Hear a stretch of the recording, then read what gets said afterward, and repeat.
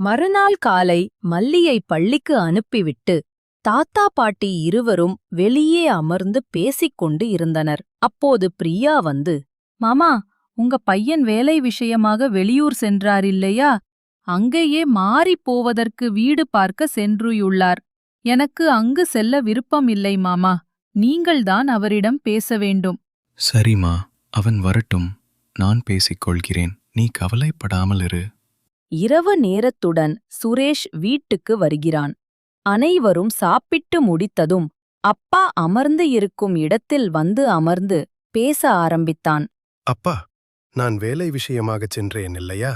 அங்கேயே வேலையை மாற்றி உள்ளனர். அதனால் மல்லிக்கு இன்னும் 2 வாரத்தில் பள்ளி முடிந்த பிறகு நாங்கள் அங்கே செல்லலாம் என்று இருக்கிறோம் அப்பா. ஏன் திடீரென இந்த முடிவு நாங்கள் என்று சொல்கிறாய்? யார் யார் சுரேஷ்? அது அப்பா, இப்போது சிறிய வீடாகத்தான் பார்த்துள்ளேன். பிறகு பெரிய வீடு அமைந்தவுடன் உங்களையும் அம்மாவையும் அழைத்துச் செல்கிறேன் என்றான். தாத்தா எதுவும் பதில் பேசாமல் எழுந்து சென்றார். Please like and subscribe.